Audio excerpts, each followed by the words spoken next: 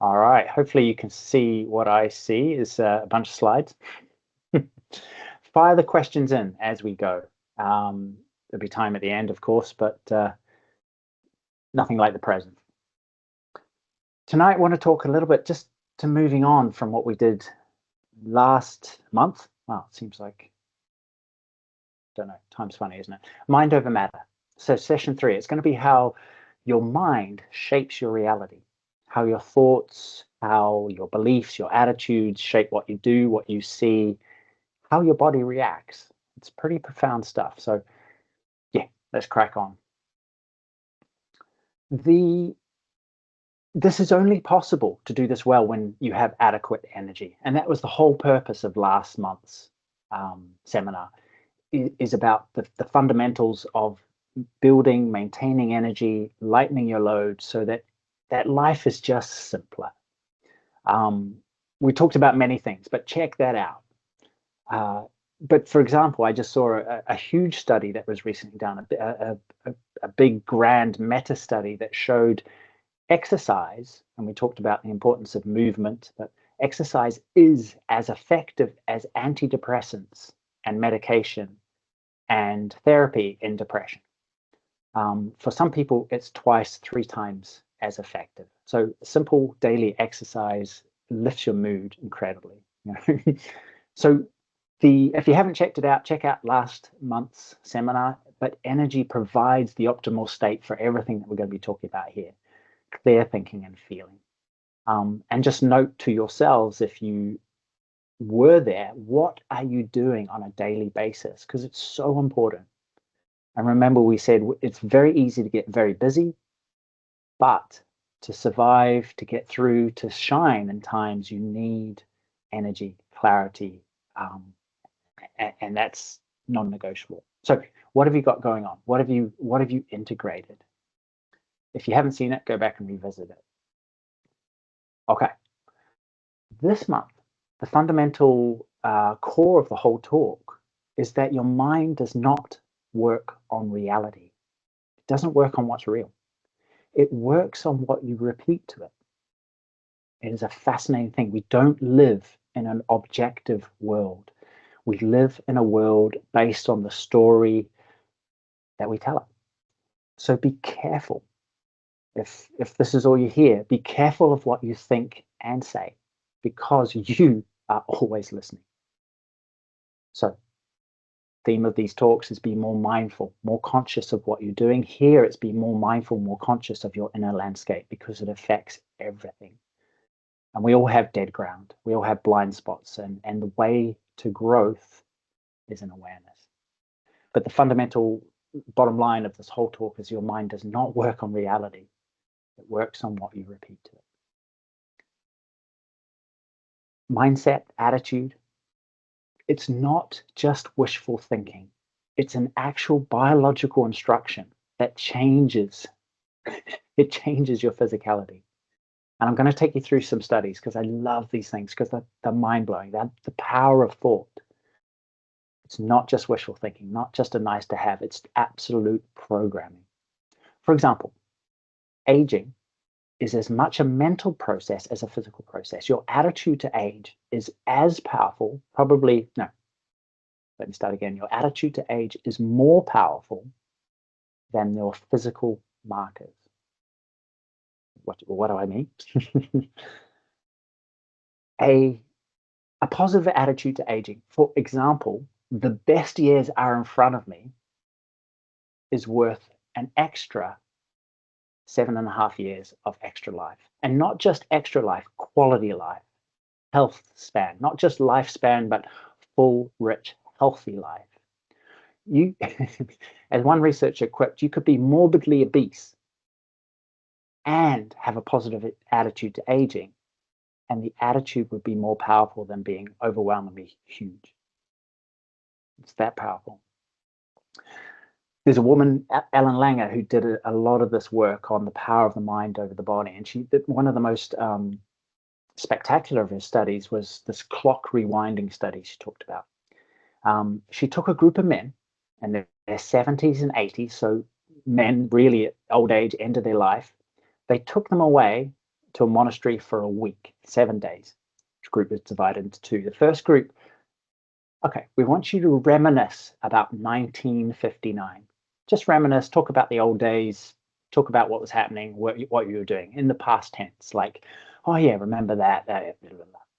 The other group was dropped into a time capsule, time traveled back to 1959, where they'd recreated the TV, the radio, they had magazines, newspapers, they were all there from 1959. No mirrors, just old portraits of the participants from 1959. So the whole environment was there, and they were required to speak as if they were back in 1959. So Cuban Missile Crisis, pop bands of the era, blah, blah, blah. After 7 days, and I think this is spectacular, everything that was every single marker that was previously thought to be irreversible in terms of aging improved. They got physically stronger. Their vision, their hearing improved. Their memory, their intelligence improved. Their joint flexibility, they got taller. Their fingers got longer as the joints stopped being so cramped and got more space in after 7 days. 7 days. Attitude changes everything. Aging, therefore, like everything, is as much a mental process as a physical process. There's a bunch of other studies. I just want to run through one. But pilots, the participants were all put in a flight simulator.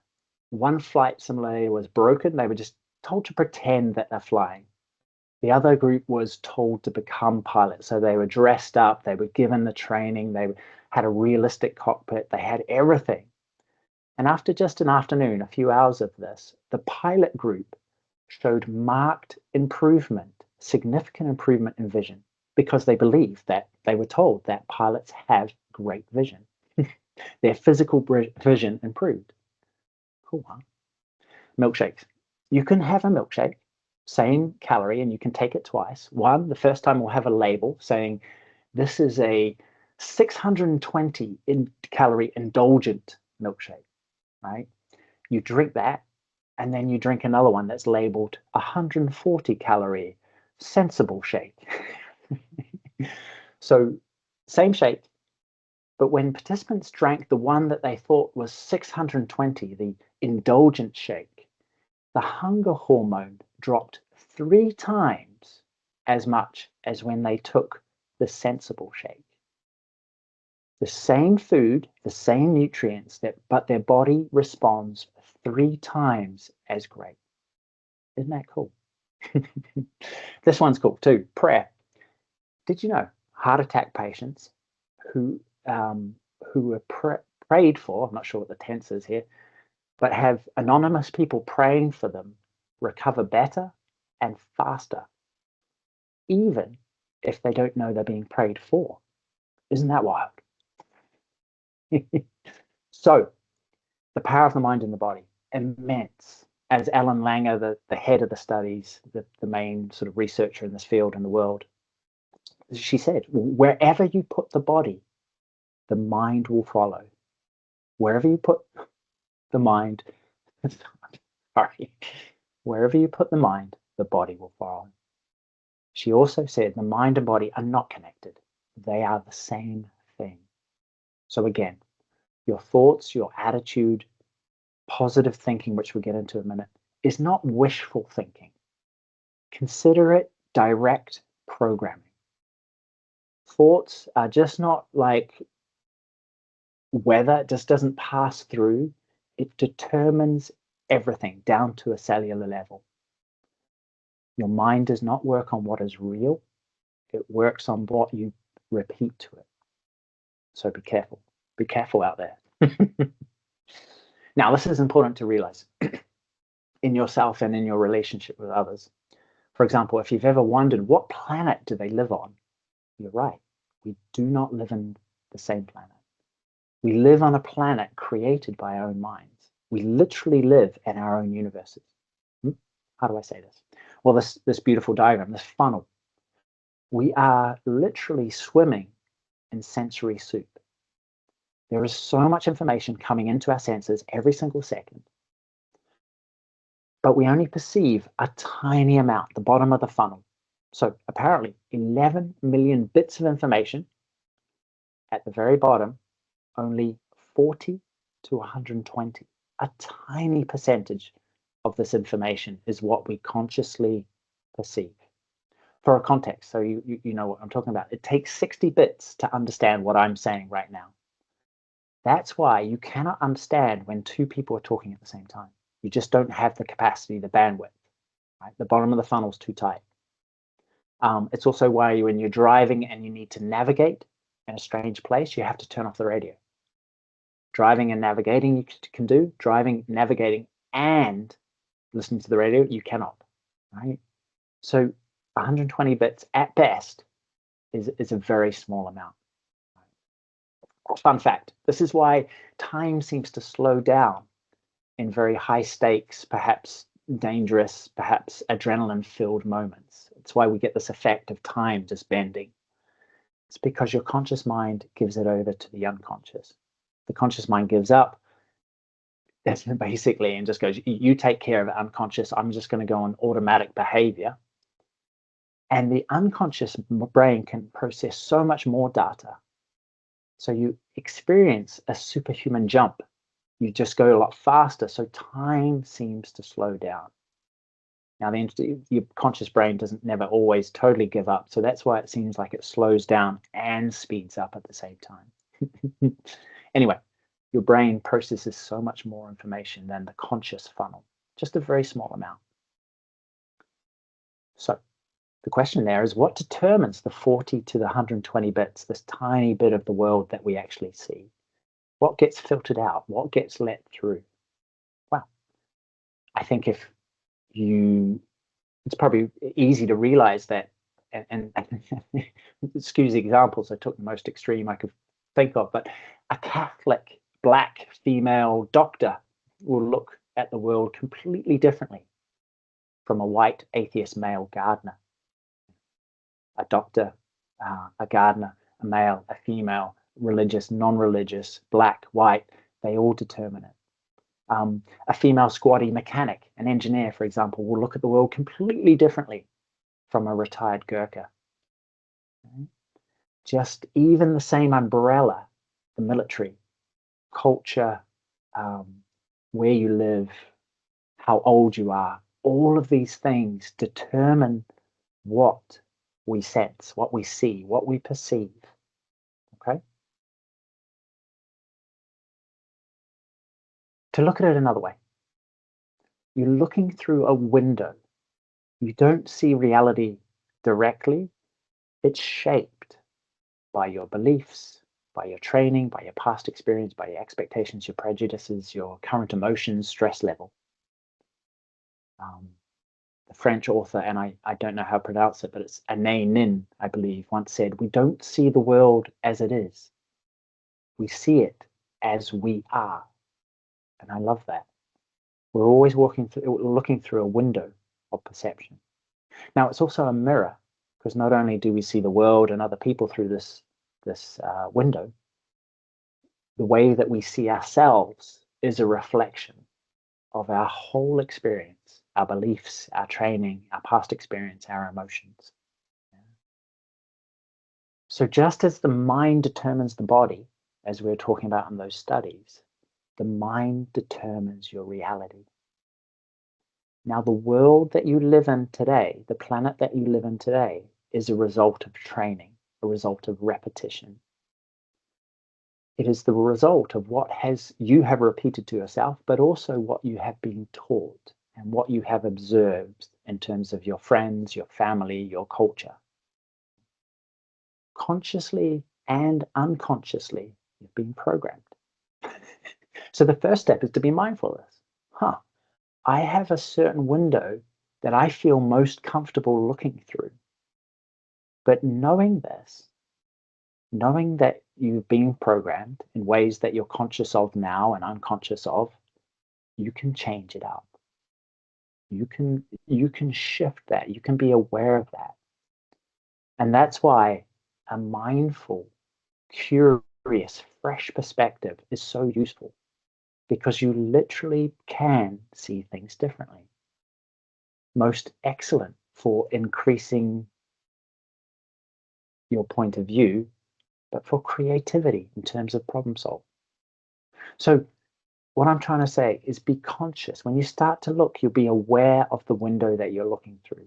These assumptions that this is the natural and normal way that you do life. But you've all been to different countries, and people around the world manage to live life very differently. The way that we do things is not the right way, it is just a way. Now, there may be more skilled or unskilled ways, absolutely. I'm not going to get into that debate. But be aware of what you assume to be natural and normal. All right? Because then you can choose differently. Then you don't need to be shackled by it. It can be, you can keep it if it's useful, if it's a skilled belief, but you can throw away if not. Okay. Now, the people you get on best with will have similar filters. You will live on a similar planet, and that's part of the military training, to create a similar worldview. But the people you have no understanding of, and the people you know, like you've always, I bet you've said, what planet are they on? You know, where are they coming from? Their filters, their window is very different from yours. They are literally living on a different planet. Now, if you want to, and really, it's up to you. It's no, you don't have to do this, but are you up to understanding their window, their filters, their worldview? You don't have to, but to get the best from someone, you'll need to. Just understand how they tick. So, we all look through a window. It's not essential. It's not inevitable. It's good to be aware of that. And just know when you're present and curious and mindful, you're actually stepping outside that window and engaging with reality a lot clearer. The more mindful you become, the more you can see these little things where you expect and have to be and must. You can be aware of emotion, stress, changing your reality. All very, very useful. Because really, what you want is as much as possible, a direct experience with the reality of what is happening now. Because then you can influence now and not be stuck in your story. Cool. Now, I would say the most fundamental filter that filters all of the information, the sort of the real flavoring or coloring of everything that we do, everything that we are, and everything that we witness out here is this one. Is the glass half full or half empty? Right? It's such a simple point, and it's easy to dismiss. It's a cliche. You know, a cliche is one of these things that's been used so much that it's lost its meaning, really. But cliches are cliches because they are true. People repeat them because there's truth in them. Is the glass half full or half empty? There's a powerful choice, the difference in that. Now, we're just seeing how attitude changes your body. But really, your attitude also will change what you see in your world. The fundamental law of all of this, if you want to take anything home and write down, is what you focus on grows. Where your attention goes, that's where your life is. Because you're not seeing things objectively, you're seeing a tiny picture of the puzzle. So choose to see something greater. The problem with lack, a focus on lack, in terms of what you focus on grows, means that on what's wrong, what's missing, what's broken, means that it only reinforces this. This is what you see. So when someone holds up a glass, it's always half empty. That tends to be the habitual tendency. Now, next slide. Let me tell you more. The problem is we have a built-in negativity bias of 9-1. So we're 9 times more likely to see the glass as half empty. Perhaps it's a natural state. science is out on this. Maybe a survival trait that we're trained, we're hardwired to look for the danger, for the threat, for the thing that is bad, wrong, that will either threaten our physical safety or our happiness or our financial happiness, for example. This is worse when it's stressed. But this isn't useful, is it? A 9-to-1 is not balanced. It's not objective. It means that you get swamped, especially when you're stressed, when you're weighed down by life's friction. We'll get swamped by what's wrong, what's holding you back, the mistakes, the problems, what you don't have yet, the emptiness, what you're confused about. And that's the window that so many people are viewing the world through. Add the news, where good news does not sell. Bad news gets clicks. The more horrendous, the better. Yeah, let's feed into that. And you have a very skewed window to reality. The result is the bad velcros to us. And you know this. When you get home after a hard day's work and someone says, "How was your day?" And you go, "Oh, shit, yeah, it's terrible." But if someone actually gets to the bottom of it, sometimes it's only like 20 minutes. It was just a really tough conversation, a really bad email came in, something you just didn't want to do. The other 23 hours, 40 minutes were fantastic or neutral. It's just that the 20 minutes kind of flavors the whole day. It becomes your world if you let it. Simply because we kind of get, like the words say, the bad gets velcroed to us. The good, more like Teflon. We just don't notice it. It just slides off us because of this bias. And this is what we're guilty of. The Teflon nature of good is that we take for granted huge amounts of what is actually really positive in our lives. What is good, what is working, what is beautiful, what is going great. What can you do about this bias? Well, you can train it. Remember, what you focus on grows. So in any given moment, you have a focus. Sorry, in any given moment, you have a choice on what you focus on. The habitual choice, certainly, is to focus on what's wrong, broken, missing, what you don't have.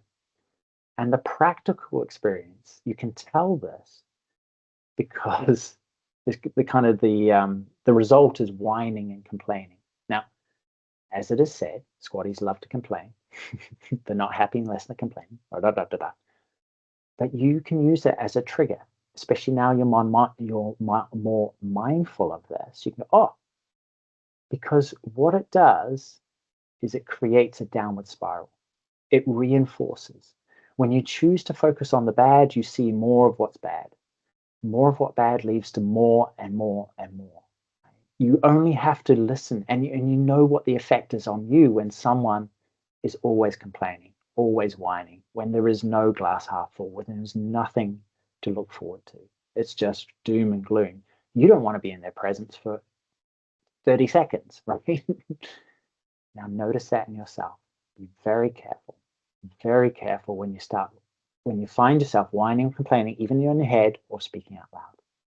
Now, of course, who does not have something they couldn't complain about, something that's not working, a serious challenge, that 20 minutes that was just an utter disaster? Of course. But listen, does it do you any good at all to whine and complain about it? Apart from maybe a press release to carefully selected people. Look, can I tell you about this so I can get off my chest and stop weighing me down? Thank you. Right, reset, let's go again. Does it do any good? No, it just reinforces, it just takes over.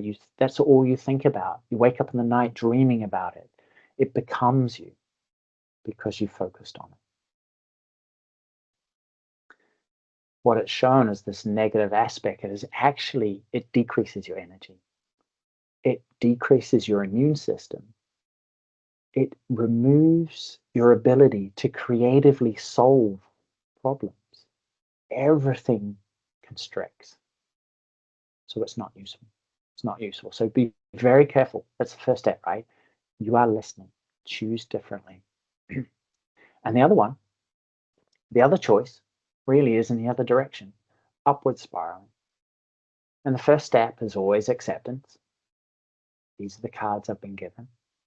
Okay. Then find the good. Find the silver lining. It takes work on the big things. So start now with the little things. And the ancient Stoics have been, 2,000, 3,000 years ago, have been talking about this forever. So this is not a new thing. I think it was Epictetus, a slave actually, who got released, said everything has two handles. Grab the good handle. He was saying you can grab the bad handle or the good handle. Everything looked at, you can judge it, condemn it, or you can find something to appreciate about it. So practice this now while it's easy. So when we're talking about appreciation, it's the recognition of what is good, what is right, what is working, what you do have. It's choosing to see it, choosing to celebrate it, choosing to recognize it, bringing it to the fore. And that means you become more grateful. And grateful, on a scale, absolutely, means you can enjoy what you appreciate. You can feel blessed. And blessing is as you might feel when you've won the lottery, or when someone brings you a cup of tea unexpectedly and you just parched. Oh, thank you. Amazing. So on that scale.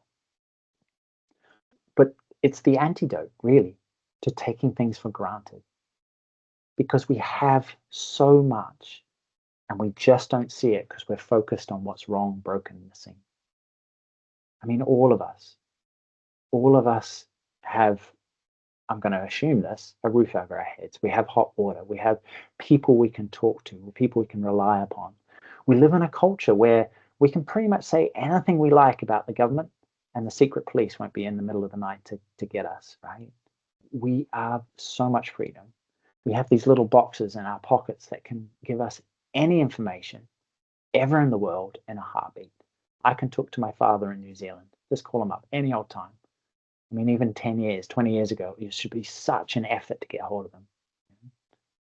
We have so much. But what we do is we only notice it when it's gone. When the roof gets a leak, when the boiler breaks down so there's no hot water, when the washing machine, we can't do our washing, when our partner gets sick of us and walks out, we go, oh, whoops. When people pass away, when we lose our health, we recognize how good we had it most of the time. Am I right? I was just sick last week with the flu. Now, luckily, I practiced this. But do you want to know the best cure, really, to lighten any physical ailment? It's gratitude. Well done, body. You're doing the best you can. Good on you. Keep going. Because when you get sick, you're like, oh, poor me. This is horrible. I don't like this. I don't want to be. Yeah, completely natural. But you try it next time. Well done, body. Oh, the body responds amazingly.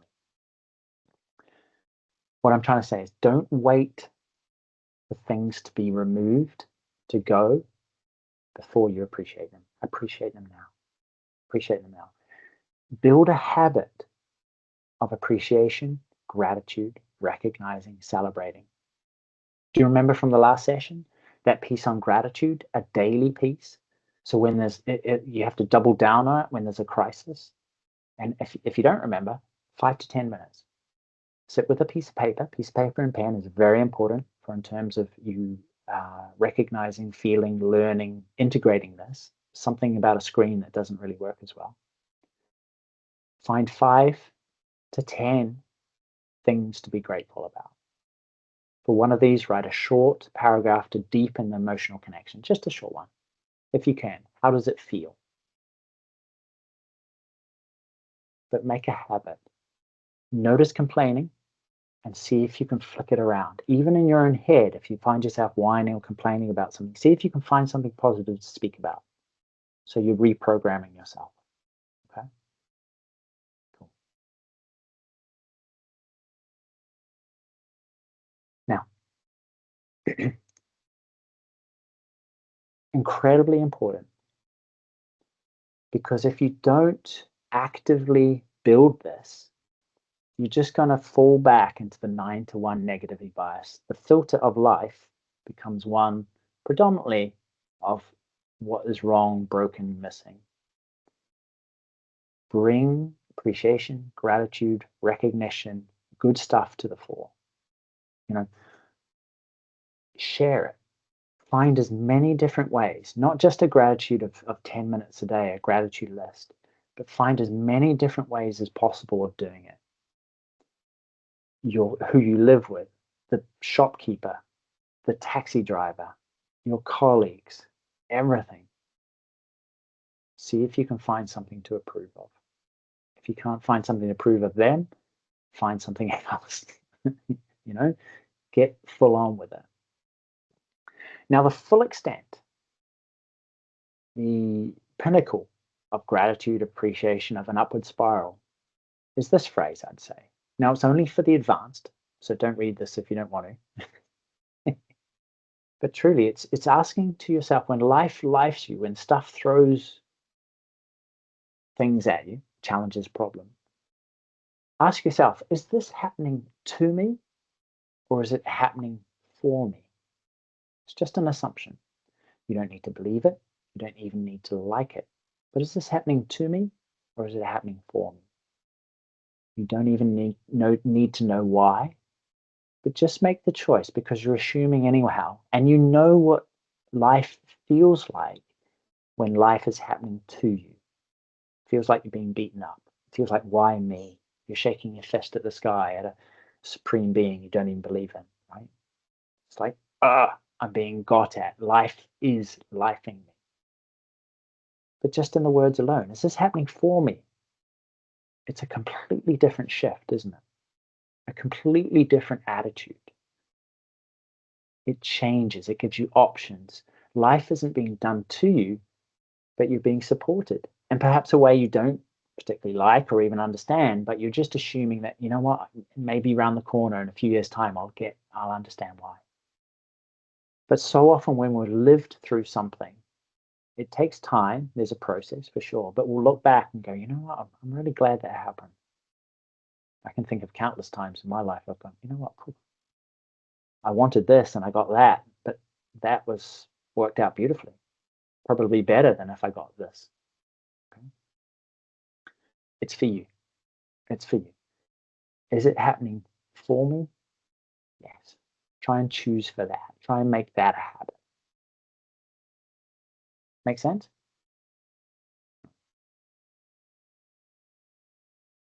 Practical steps. Okay, I've just got a few because I don't want to bombard you, but when you're rewiring the brain and belief, it takes a little practice. Just a little practice, that's all, but it is so worthwhile. Remember, this is not wishful thinking. You're creating a program, an upward spiral of options. You're creating the state where there's more creative solutions, where there's more energy, where your very immune system is boosted, where there's less stress, where there's a letting go, so you don't let it just take over your whole life and make you sleepless. It's so you can enjoy everything that's coming to you. It's incredibly powerful for everyone, for you, for everyone who's leaning on you, for anyone who's just watching. It's an inspiration. It really is a change of being. Like I said, be relentlessly glass half full. You don't have to become another person. Do this in your own way. Sit down and do a gratitude exercise, but also remember to appreciate, to recognize people, to say, hey, thank you. I see you. All of us, I think, have a big button and we just want to be recognized. I think most humans will do just about anything for someone if they are recognized and celebrated. I see the hard work you're doing. And so often the complaints and the grumbling and the falling out of love with, say, a career or an organization is just because there's not enough of that recognition. I really think so. Or maybe the opposite. There's far too much incorrect condemnation. So There's a saying I love: be a lighthouse, not a tugboat. And what that means is a tugboat gets busy and gets making a whole lot of change, and you can absolutely do that. But by choosing to be relentlessly positive, upward spiraling, glass half full, silver lining, you're not only helping yourself, you are shining like a light. You lift people around you. You give people hope that I can do a tough job, a tough life differently. You will, by doing this, transform the life that you see. I promise you. From someone who was seriously depressed when I was very young, that just doesn't happen anymore because the programming, the scaffolding, the network of choosing, the habit now is to see the positive, that life is happening for me. And that has, it's no longer about mental health. It's just a default. So put it into place. It is so powerful. Be a football fan. A football fan through thick and thin. Back yourself. Be your own biggest fan. Clap the effort. Always show up. Be persistently on your own side. Realize that life, we often get into a trap about judging ourselves as a pass or a fail. I did right, I did wrong. Very black and white. Only two options. But what I would say is be mindful of that and see if you can find a sense of continual improvement. And that's why I say clap the effort. Put the effort in and recognize yourself for what you're doing, for just showing up day on day to improve. But one of the things we get stuck in is this right-wrong judgment. There's one line and we're either over it or beneath it. But what you can do is shine a light on that and just say, wow, I'm learning. I want to grow. And this is something we're going to talk more about next time. But this kind of growth mindset, getting better is the way forward. Now, one of these things to help you with this is when you get stuck in a mistake, when you do something and it has unintended consequences or what have you, you just messed up. And it's just going round and round in your head, along with this, oh, you idiot, you da da da da. Write it down. Again, pen and piece of paper, write down all the facts, the things that you're embarrassed about, ashamed about, regretful for, frustrated with. Write it all down. Now, once you've written it down, the facts, not your story about the facts, but the reality, as if someone else was viewing it. How would you do it differently next time? How would you do it differently next time? Do a review. Because it shifts the focus from I did wrong and I'm stuck and on what I did wrong and I'm so embarrassed and what an idiot, I should have known better.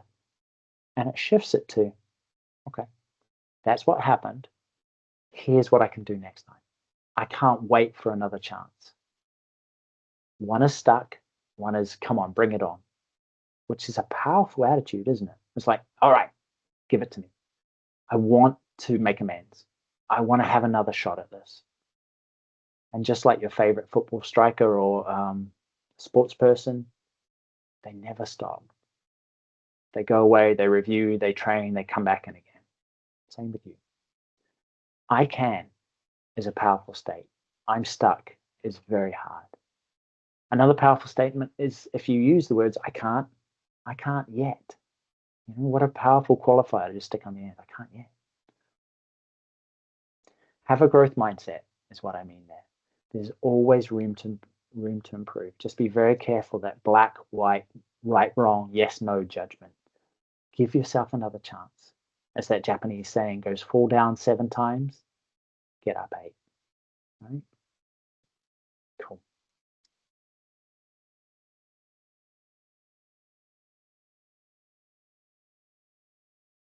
This whole thing, especially the to me, for me, the fall down 7, get up, it's not easy, but it is worthwhile. We're going to talk more about this next session, but something, a month's time, anything could happen in a month. So that know that this is for your ears, for your acceptance of the mission only. only suggest this to someone who's ready to embrace a complete change in worldview, because there's so many people who are not interested in changing that. Don't insist it upon anyone, this to me, for me business. It is for you, it's an ingredient for you to make sense of your own life, of the things that happen to you. Ultimately, it's the only way through any traumatic event, I think, making the shift from to me to for me. But they have to be ready. And so many are not ready yet. All right. But there's a powerful change recognized when you have the right mindset from post-traumatic stress to post-traumatic growth. You can use every single thing that happens to you for the better with the right attitude. Now, what I want to do is talk more about that next time. Okay. I want to talk about what makes us anti-fragile, not merely resilient, but the complete other end of the spectrum from fragile and easily, well, affected.